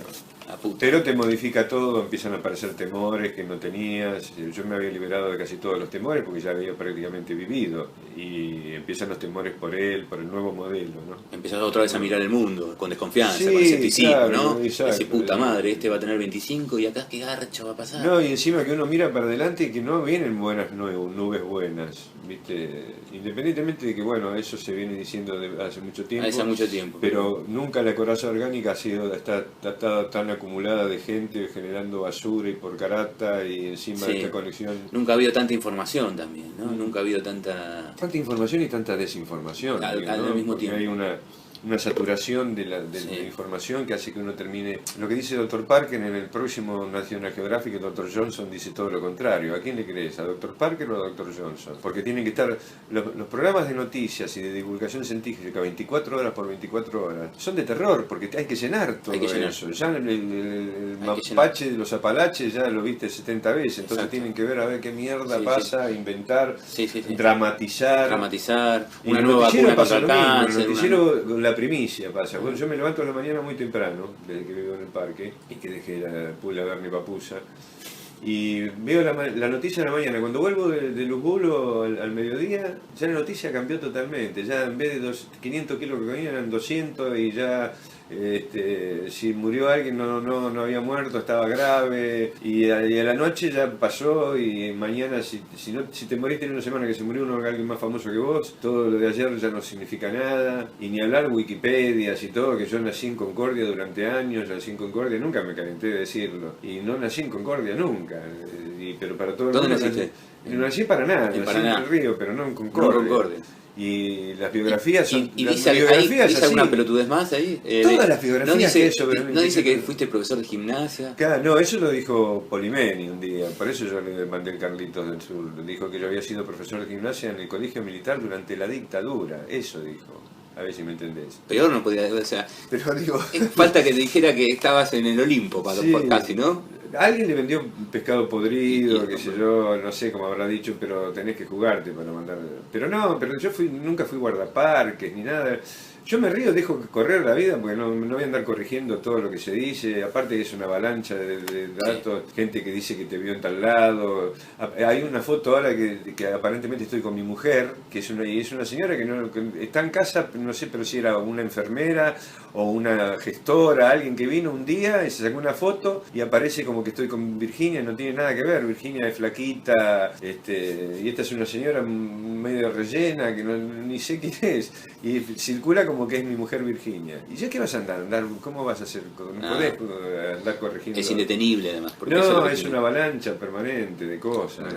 Gente que te ha visto en lugares, gente Claro. que te ha sacado fotos y no sos vos. Una que estaba en una piedra tomando sol también, que soy yo. Yo no puedo tomar sol. Ya tomé mucho cuando fui Beach Boy y tengo la piel desgastada acá, entonces mirá. no puedo tomar sol. Tomo un poco de sol igual cuando tengo que acompañar a mi hijo a algún lado, a alguna playa, para que cuando vamos a algún resort o algo, tomo un poco de sol, pero después la pago Enseguida. con creces. Pero hablando de eso, digo, y al margen de tu hijo, ¿qué lugar ha ocupado, ¿no? El amor, el afecto más supremo. Mira, para mí el amor es el deseo de un bien para otro. Eso es lo que justifica que puedas llamar amor. Y eso lo he sentido más de una vez en mi vida. Es decir, porque una cosa es el enamoramiento, la calentura, Sí, la fascinación por la fascinación. personalidad del otro, la admiración. Sí. No es lo mismo que el amor. El amor es desear el bien para el otro. Y eso es una cosa que es una miel que me gustó. Es una miel que me gustó. Lo que pasa es que esas cosas suceden. ¿No? Sí. Uno no anda por la vida deseando que se produzca el amor, digo, porque sabe que el amor viene. En un momento vos sos capaz de una entrega tan grande que te das cuenta que estás en estado de amor, ¿no? Que se está moviendo algo. Sí, mucho qué sé más yo, con lo profundo. que hablábamos con Bruno. Digo, cuando vos sos capaz de dejar la vida por él. Incondicionalidad. Exacto. Es el bien, desear el bien para el otro, ¿no? Sí. ¿Cómo te llevas con esto? La sociedad pareciera justamente ir un poco a contracorriente de eso, ¿no? Digamos, de favorecer aquello que es más superfluo, aquello que es Sí. más efímero, la cosa. Yo creo que todo el mundo tiene derecho al amor y que todo el mundo hay un momento que lo tiene que experimentar. No sé si todo el mundo, cuando digo, hay personalidades que están avasalladas por la cultura y que de pronto todo se transforma en negocio, ¿no? Eso me refiero, ¿no? Y bueno, pobrecitos, digo, pobre desgraciado, digo, ¿no? Pero eso está pasando, probablemente se divulga mucho a través de los medios, esto que hablamos hoy de la jauría y de este estado medio del maoísmo digital, que proviene probablemente de esos programas de televisión donde se putean y se Sí. dicen de todo, y eso transforma, hay un vínculo con la tecnología hoy en día, que los chicos se van formando dentro de esa manera de comportamiento. Sí, esa lógica. Y después lo trasladan a sus vidas y de pronto ve que se maltratan de una manera, bueno, esto el bullying, todas esas cosas raras que digo, a mí no me tocó una infancia así, digo, con el grado de agresividad y de discriminación y la ropa y esto otro, que yo no había tanto tampoco, ¿no? Pero sí, puede ser que ese modelo esté prosperando. Estamos muy vinculados con las tecnologías, y las tecnologías son transmisoras y De mandatos, ¿no? De mandatos, sí, de intereses que uno desconoce, Ajá. o que si conoce más vale no decirlos al aire porque les da más fuerza, ¿no? Exacto. Pero realmente vivimos en un mundo donde las corporaciones son muy poderosas, y en sí, digo, porque la gente que preside o los directorios tampoco son tan poderosos como la corporación en sí. La corporación en sí empieza a ser un monstruo, como un transformer extraño, donde el tipo puede decir, mira, yo solo trabajo acá, yo soy el boludo que estoy acá en la punta de la mesa, rodeado de otros 15 boludos, que la pasamos muy bien porque nos repartimos utilidades millonarias, después nos vamos a jugar al golf, nos fumamos tal cosa, los mejores habanos, vamos a los mejores resorts del mundo, pero en definitiva no tenemos ningún poder decisorio. Entiendo. La corporación ya es una cosa en sí. Había una época que podías ir a la Casa Blanca y agarrar al tipo y colgarlo y matabas al jefe. Hoy en día no matás a nadie, matás a un tipo que solo trabaja acá. Yo me acuerdo cuando Myler, cuando hicieron la marcha, La marcha a Washington. la que rodearon el Pentágono y Sí. llegaron a entrar al Pentágono. Los ejércitos de la noche, el libro. Claro, ¿no? que cuenta cuando rodearon el Pentágono y entraron al Pentágono. Encontraron un montón de oficinas. Sí. Digo, no había nada ahí del poder, digo, era un montón de oficinas de un montón de gente que laburaba, pero que no estaba el poder ahí que uno cree que hay un grupo, el salón de emergencia, ¿no? ¿Cómo se llama? El salón El oval. No, el oval es el del presidente donde boludea, ¿no? Sí. Desde donde lo matan a... Las decisiones, sí. Bin Laden, Sí, sí, donde están viendo es un sótano, sí. Es un sótano que se en la llama... pantalla donde lo están matando en tiempo real a Bin Laden, que está la cara de Hillary Clinton, sí. así, qué sé yo. Te das cuenta que esos tipos no están decidiendo. Cuando vos ves a alguien que está decidiendo que mató a alguien y está así, lo decidió evidentemente un poder que está por encima tuyo, Sí, ¿no? sí. Vos sos ejecutivo. Pero bueno, yo supongo que también la edad de uno hace desconfiar del futuro. Probablemente los jóvenes tengan la obligación de confiar en el futuro, ¿no? De inventárselo también, ¿no? Sí, hubo ya un momento del No Future, del punk, que ya medio avisamos digo porque a mí también me rejuveneció eso, a pesar de que era una música rudimentaria y todo, pero me rejuveneció el hecho Sí, de más que, como alarido, más como... que conmoviera a los vejetes que ya Exacto. estábamos con el culo asentado dentro de una comodidad del artista exitoso y todo eso. Pero mucha pelota no se le dio, se lo transformó en moda. Eso es lo que pasa, te transforman en moda. Che Guevara se transformó en un póster, en una remera, digo, ¿no? Y una remera que lleva como cualquiera, un chicano que vende pretzel Sí. acá, tiene una remera de Che Guevara y por ahí ni saben ni carajo. Bueno, en ese sentido, ¿con qué lo relaciono? Ahora vine Waters acá, fui a River porque conseguí entradas, qué sé yo, y es un mensaje que tiene 30 años, ahora se presenta, se replica de la misma manera, el efecto obviamente es distinto, pero no solo eso, sino que cuando la presentan, al lado está Coca-Cola, Claro, bueno. Fuji, ITT, Sí, ¿entendés? sí, Digo, propaganda. ¿qué está pasando acá? Digamos, ¿cómo un artista se presta también a Bueno, esto? pasa con la De alguna- izquierda, digo, yo siempre yo en función de oposición permanente al poder establecido, yo siempre soy de izquierda. Lo que pasa es que yo ya no puedo definir qué izquierda es. Claro. La que no soy seguro es en la izquierda, es decir, yo reconozco la importancia de Marx en el tiempo y todo, pero era de la época de la máquina de vapor. Digo, no había la psicología, no hubo la psicodelia, no hubo todas estas tecnologías no existían.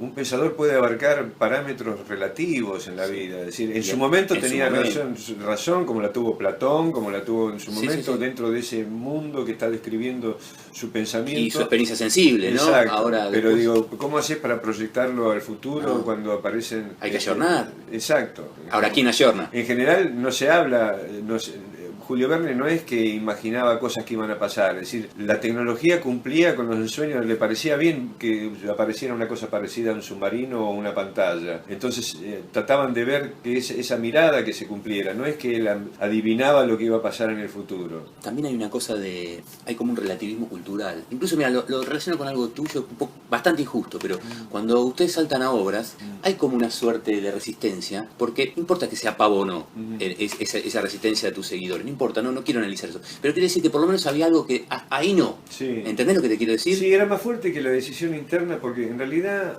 también hubo una descripción que no fue cierta de lo que pasó. Si yo lo que dije en un reportaje era bastante más material que lo que se dijo. Se dijo que nosotros habíamos dicho que no íbamos a ir nunca a obra. Eso Yo nunca. lo que dije es que no íbamos a ir a obra en tanto y en En cuanto... esas condiciones.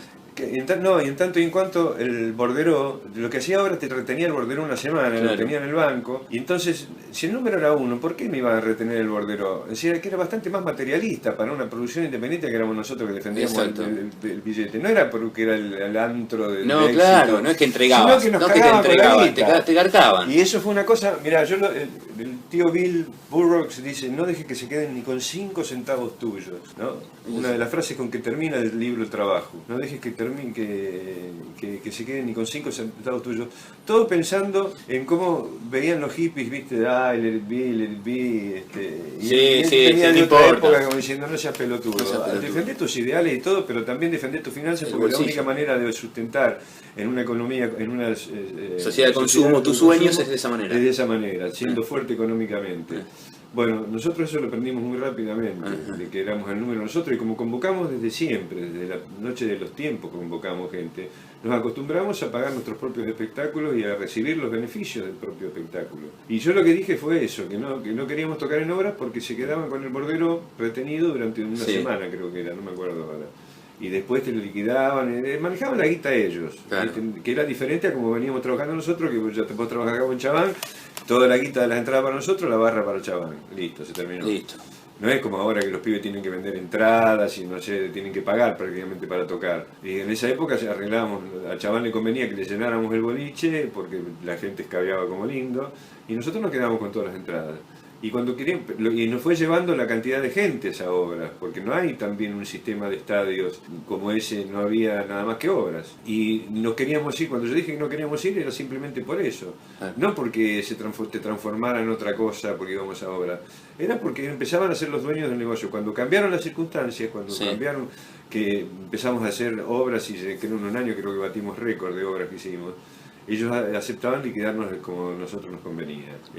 Como buenos negociantes, si el negocio es grande, acepto bajarle el 2, no le está. Y ahí ya se ve la génesis de cómo el agente metaboliza los mensajes de la manera más romántica, deseosa, llámalo como quieras. Sí, y también ¿viste? fogoneado de la prensa también. Porque a la prensa le conviene una posición mítica de una situación. A la prensa le conviene los fenómenos que crecen dramáticamente y que se desploman dramáticamente. Donde hay drama, hay... Todo lo que crece o se desploma dramáticamente le interesa. En el medio, la estabilidad de una... Es como Messi y Maradona, ¿viste? Messi, como no está atravesado por la tragedia, no es tan interesante no es como tan personaje, no tiene tanto clic. Maradona es un ser trágico y lleno de contradicciones, entonces, nada. Por eso, hay un problema con la prensa, por ejemplo, acá por lo menos tiene la delicadeza de decir, bueno, vos sabés que el New York Times es demócrata, que el otro diario es...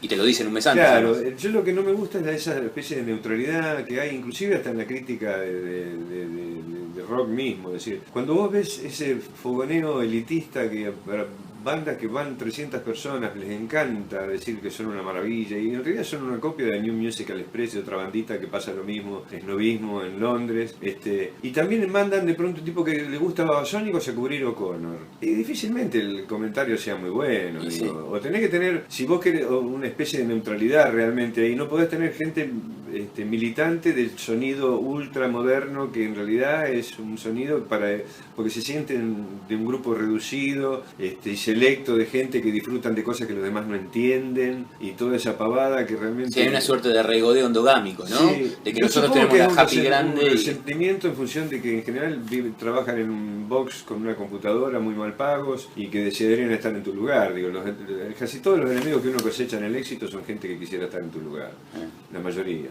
Y muchas veces pasa eso, digo, que no me gusta. Eso, también está el preconcepto de que vienen hablando de vos y un día te hacen un reportaje y de pronto hacen de que, por más que se encuentren con una novedad, hacen de que coincida lo que vos decís en la edición y rescatando algunas cosas y otras partes obviándolas, coincide con lo que vos venías diciendo sobre el personaje que va.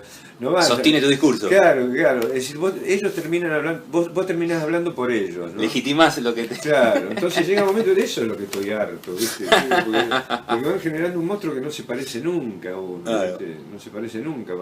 Y la gente compra eso porque es el intermediario, el que interpreta, el que te interpreta y es a lo único que tiene acceso la gente. Claro, porque no tiene derecho, todos esos miles no tienen derecho acceso a tu intimidad. El que tiene acceso a tu intimidad es ese tipo que vos le dejás que venga a tu casa y al otro día dice cualquier cosa. Claro. Y vos decís, pero la puta madre, lo tuve acá, lo tendí, le di café, le compré media luna, todo para que estuviera relajado, y de pronto te das cuenta, y yo no soy boludo, porque yo escribo. Digo, puede haber gente que crea que hay una equivocación, que las negritas no significan nada, pero yo sé cuando vos hiciste un twist en el mensaje. Sobre todo porque te calé a vos cuando viniste y sabés que tampoco sos un pelotudo que no entendiste. No, sin duda. Sino que hubo un twist que tiene que ver con otra cosa, porque opinaste bien del gobierno y yo trabajo para el grupo de Clarín, te voy a dar vuelta, o al revés. Sí. Si dijiste que vos no sos un artista militante, también del otro lado te aparece Forbes. En eso estamos asistiendo a una época de maniqueísmos y hay una batalla grosa en Argentina. ¿Viste? Hay una batalla grosa. Yo estoy desgraciadamente medio como surfeando en el medio de cosas. Claro, supongo que para vos no debe ser fácil porque están armando su banda de sonido con tu música. Sí, y hay cosas que no les gustan. Yo tengo gente conocida con la cual me llevo bien, que está en el poder, pero que de pronto no me saco foto con ellos. Me saco foto con tu hijo, me saco una foto con vos. Mientras vos estés en la administración, yo no me saco. Y no les gusta. Tampoco, no es una cosa que acepten con normalidad porque están en el poder. Y lo mismo pasa con los grupos del real poder, que son las corporaciones de las noticias. Entonces te están atajando penales de todos lados y bueno, a veces es... Sí, te altás, ¿viste? Y aparte digo que no necesito, yo puedo... que si voy a sacar un disco necesito avisar, pues saco una nota en Redonditos de Abajo, en un blog de estos pibes que hace años que manejan, que tienen acceso a la posta, o hablo con Mario, y una cosa es que uno habla y se arrepiente de lo que tu boca dice, y otra cosa de la de los Pero demás. eso es responsable. Claro, entonces le digo a Mario, mira, voy a sacar un disco, ¿querés que hagamos o me llama él, vas a sacar un disco, querés que hagamos una nota, generalmente la hacemos fuera de la radio, y puedo avisar y con eso basta, digo, se corre la pelota enseguida y, Claro. y no necesito de la prensa. Que es lo que siempre han creído, que conmigo estaban muertos, porque siempre están acostumbrados de que los números necesiten de la prensa. Yo no necesito de la prensa. Eh. Generalmente no necesito de la prensa. O por lo menos no caer en la lógica de la No, prensa. no, porque hay como una contraprestación. Es decir, Porque viste que vos- los artistas de afuera... Yo te maltrato un poquito, pero vos me necesitas a mí para que yo ponga el aviso, porque si no la gente no se entera. Claro. Y comprame una página en el diario, porque si no, tal cosa, y así. Hay como esos negocios raros que tienen... Cuando digo la prensa estoy haciendo con una red tan fina que atrapa todo, ¿no? Sí, sí, lo Y entiendo digo, perfectamente. Pero, no es radio tampoco, Pero en tu ¿no? caso, con la prensa, que has tenido una relación como de cierta ambigüedad, en el sentido de que nunca pudieron establecer, bueno, que terminar de desentrañar tu lugar, Exacto. ¿no? Tu lugar y tu acción, ¿no? Porque tienen un preconcepto. Pero además Yo porque soy lo bastante necesitan, franco. porque Yo necesitan estoy siendo certeza. bastante franco con vos. Digo, y lo mismo he hecho con todo el mundo. Lo Sí. que pasa es que, insisto, si cuando hay un preconcepto de por qué tal cosa que... Porque el misterio Claro, te molesta, lastima. claro. ¿Y Y cómo? porque se supone que trabajan de desentrañar esas Exacto, cosas. exacto. Y el misterio en realidad no existe. No.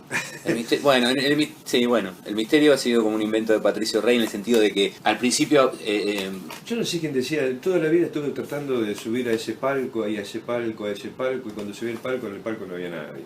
es interesante. No me acuerdo quién dijo eso, como diciendo, siempre tuve la ambición de llegar al lugar de la luminaria, al lugar donde yo soy algo, al lugar donde soy inteligente, al lugar donde... De la sabiduría. El lugar donde estar en ese palco implica que te califican de eso, no quiere decir, siempre quise subir a ese palco, siempre quise estar ahí donde todos miran antes que empiece la obra, miran para ese palco a ver quién es el iluminado al que le dieron ese palco. Claro, Y en el palco ese no hay nada, claro. no hay una mierda. Hay lo que sos, lo miserable que sos todos Exacto. los días, lo egoísta que Tu sos. espejo, ¿no? Es un prisma, Claro. es eso. Indio, hoy, ¿qué cosas te siguen inspirando? ¿Qué cosas te siguen moviendo? ¿Vas a seguir escribiendo? ¿Vas a seguir haciendo canciones? Sí, canciones voy a seguir aunque me retire, digo, porque es lo que yo disfruto haciendo canciones, es lo que sé hacer y uno disfruta haciendo lo que sabe hacer, ya sea pescar anguilas, Sí. saltar en alto, uno disfruta haciendo las cosas que sabe hacer y que se da cuenta que hace bien y que las puede mejorar. Y bueno, yo voy a seguir haciendo canciones aunque la gente deje de ir a verme, digo, aunque sea para cantar en mi casa. Entonces eso seguro. Escribiendo, sigo escribiendo permanentemente. Yo hago una cantera de cosas que de pronto después de ahí nutro las canciones. Yo hago primero las melodías, porque la gente cree que yo disfruto mucho escribiendo, y en realidad yo disfruto mucho componiendo las músicas, porque lo otro es oficio, digo, porque yo disfruto cuando escribo en los cuadernos o en la computadora a mi aire, pero cuando después tenés que hacer coincidir la idea con el fraseo de cada línea de la canción, eso es oficio. Digo, tenés que poder que esa idea, esa imagen, esa cosa que querés transmitir, esa emoción que querés transmitir, tiene como una melodía, que hay acentos, no entran de cualquier manera, si no aparecen mucho las acentuaciones extrañas en la línea, que siempre alguna se escapa a uno, ¿no? Hay otros como León que han hecho escuela de eso. Pero, y después, bueno, el amor es fundamental, digo, ¿no? Uno describe, aún los personajes más siniestros que describe en sus canciones son producto del amor, aún los más siniestros, porque yo los trato con mucha condescendencia. Creo que nadie elige ser un villano en esta vida. Evidentemente hay distintos, no nacemos ni buenos ni malos. Hay como esto que hablamos hoy de los vínculos, que por eso creo que estos vínculos con la tecnología van a provocar grandes cambios. Como cualquier vínculo con nuevas tecnologías, cada tecnología trae su drama implícito, ¿no? Los trenes, los aviones, trae Freud decía eso, su tragedia del tren. implícita, ¿no? El tren decía, el tren es grandioso porque mi hermano que vive a 3 horas de acá ahora vive a 20 minutos, pero por otro lado acaba de atropellar a una familia entera. Claro, claro. ¿No?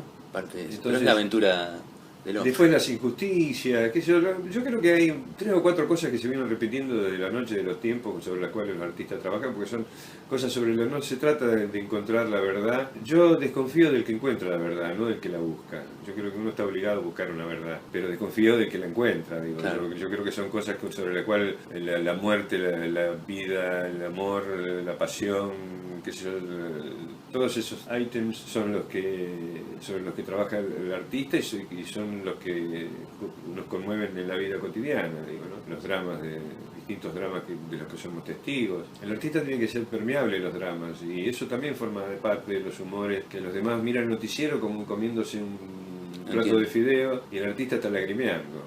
Y por último, ¿has tenido como una posición en relación a tus letras de hacer como siempre sostener que no había necesidad de explicarlas, ¿no? Porque... No. Mi movida es más, esto mismo de los reportajes, gran parte de lo que agota la obra de alguien es, uno no puede quitarle tensiones a la obra y cuando uno explica, le quita tensiones que son parte de la obra. Entiendo. Digo, uno tiene que hablar por la obra. Cuando digo la obra, digo, son canciones, digo, suena medio pretencioso. Digo, pero lo entendemos, cuando suena medio pretencioso, no. Es para, en general se habla de la obra de alguien. Sí, me imagino, no me imagino a Flaubert diciendo, bueno, Madame Bovary en realidad es una vecina mía. Por eso digo que uno... Salvando la distancia, por supuesto, ¿no? Entiendo lo que ocurre es que cuando un cancionero se convierte en banda de sonido, y como alguna vez vos dijiste, se convierte en epígrafe de las fotos de los medios, ¿viste? Que es interesante. Claro. Porque... Sí, yo trato de no nutrirme de las noticias. Pero las noticias se nutren de vos, eso es lo interesante. Eso, bueno, porque el futuro ya llegó, debe haber sido uno de los títulos más utilizados en los últimos 20 años. Viste que el periodismo, la media incorpora eso para eslogans, ¿viste? Bueno, a mí me han usado muchísimo para eso. Vos, si empezás a cobrar derecho de autor de slog y de títulos y de subtítulos, ¿sabés qué? Por eso digo, pero no es que yo yo creo en esto suena pedante, pero creo que en el poder adivinatorio de la poesía. Tiene un poder adivinatorio oracular, ¿no? Oracular. Funciona eran los exégetas de antes, claro, ¿viste? Esa cosa yo creo que funciona de esa manera, digo. Hay como en esa extracción de la reflexión que hay y de la filosofía, esa cosa que es el pensamiento rítmico, esa contracción del texto. Síntesis. Claro, hay una posibilidad. Yo creo que la poesía tiene que ayudar, o la música inclusive, esto lo dije la vez pasada también, no tiene que ayudar a escuchar, tiene que ayudar a imaginar. Eso tiene que despertarte, que la única manera que algo va a significar para vos es que vos lo imagines, no que yo te diga, que cuente. Porque la poesía no se la explica, se la reconoce, sí, ¿viste? Claro. Es como que vos eso es difícil, la gente parece no entenderlo, ¿viste? Cuando dice, no se entiende. Pero no es lo de siempre, no es que la gente necesita certezas. Y sí, pero bueno, yo no tengo la culpa. No. Liberame de esa culpa. No, Yo lo que hago es